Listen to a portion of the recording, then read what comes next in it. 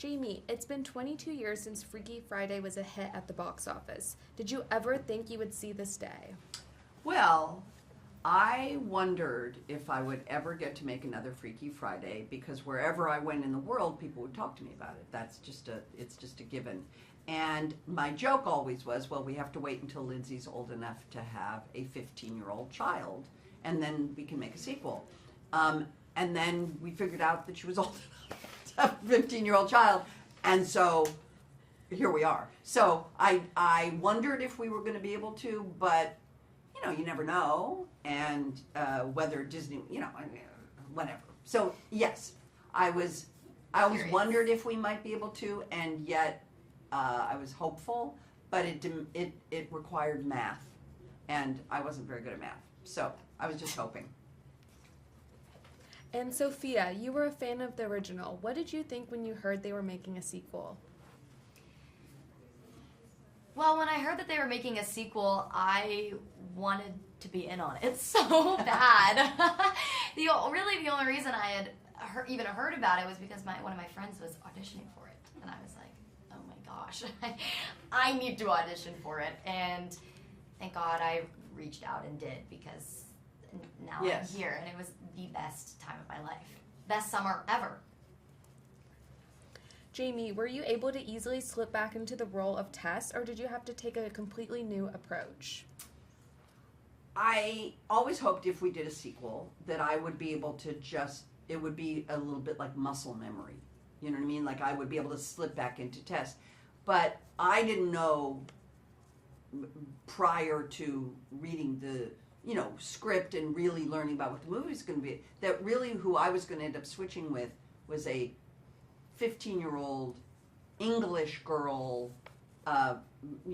fish out of water kind of beauty influencer kind of girl. And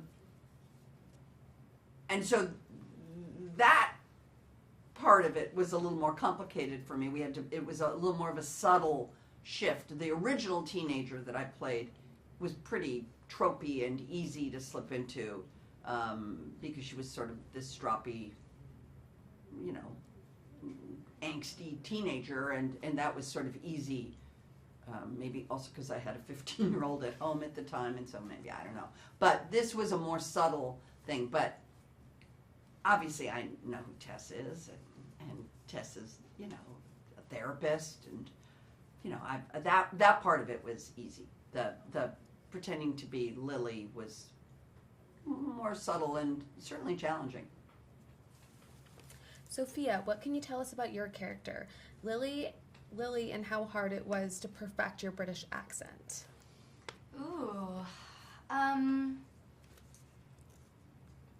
Yeah, I mean, preparing for Lily was, I don't want to say difficult, but it definitely required work, not only because of the accent.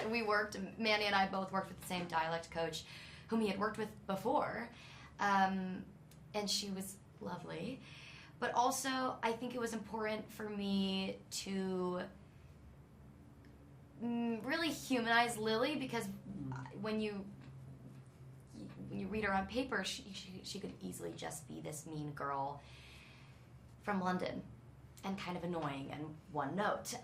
But she actually has so much depth and a lot of vulnerability that she covers up with all of her interests and all these beauty things and fashion and really wanting to be smart and good enough. And I think that was honestly the most important thing for me, because I wanted her to have depth. I didn't want her to just be this mean girl who finds herself in this ridiculous situation, because, a body swap movie is fun and funny, but those moments are what's really important. That's why you got the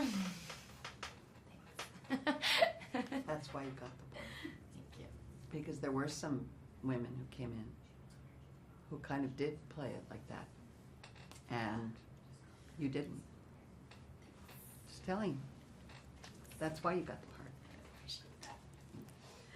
Jamie, the bond you share with Lindsay on screen is obviously genuine. Have the two of you remained in close contact over the past 2 decades? Yes. I love Lindsay Lohan. I have stayed in contact with Lindsay since we made Freaky Friday in 2003. She was 15 years old. And the movie came out and she was 16. And